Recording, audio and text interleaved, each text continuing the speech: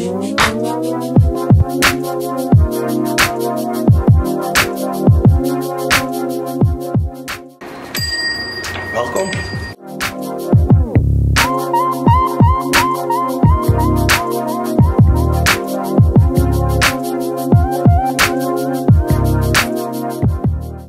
Welkom hier op het kantoor van Hago Limburgs Mooiste.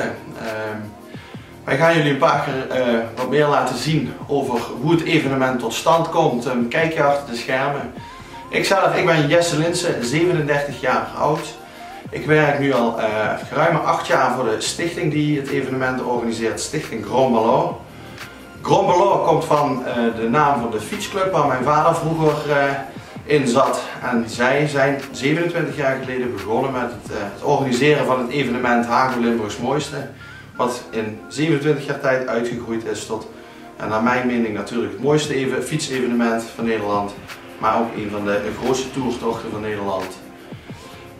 Sinds 3 jaar mag ik mezelf ook als directeur van de stichting noemen. Heb ik het stokje van mijn vader mogen overnemen, die dat dus al die jaren heeft mogen doen. Zijn fiets hangt hier ook nog met trots aan de muur.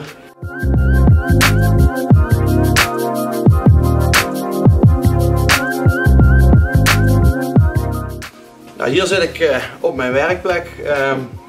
Ja, mensen vragen me heel vaak van, goh, met zo'n evenement, ben je daar nou een heel jaar mee bezig? Nou, wij zijn er zeker een heel jaar mee bezig om dit goed te organiseren en ik ook echt niet alleen. We werken hier op kantoor, werk ik samen met Ankie, dat is mijn collega, die zit normaal tegenover mij. Maar die is nu flink carnaval aan het vieren. Ook mijn vader is nog steeds nauw betrokken bij het evenement. En dat is eigenlijk het team wat er dagelijks mee te maken heeft. Maar daarnaast werken wij ook nog met een hele grote groep medewerkers en vrijwilligers die gedurende dit jaar het evenement mee organiseren. Zo hebben wij een M-team, dat noemen we zeg maar het managementteam.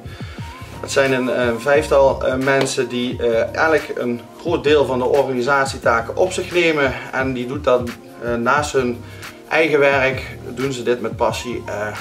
Werken ze hier ook aan mee.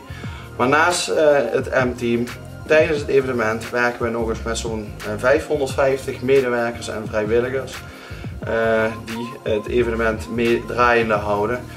En met dit team hopen wij de mensen op een sportieve manier te laten genieten van Limburg door een kwalitatief goed georganiseerd evenement neer te zetten en natuurlijk wel ook met een Limburg sausje. En dit jaar, voor waar ik op dit moment ook vooral druk mee bezig ben, is het nieuwe loopevenement wat wij eraan gaan toevoegen. Dus als mensen naast het fietsen ook nog graag willen gaan hardlopen, dan kan dat op de dag na Limburgs Mooiste.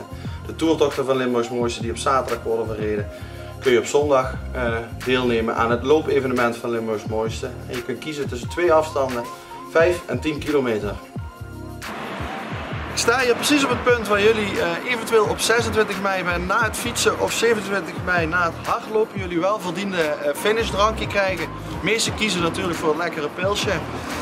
Dus ik hoop dat we net zo mooi weer hebben als vorig jaar. Ik heb het in ieder geval besteld, dus ja, ik hoop jullie allemaal aan de start te mogen verwelkomen. Tot dan!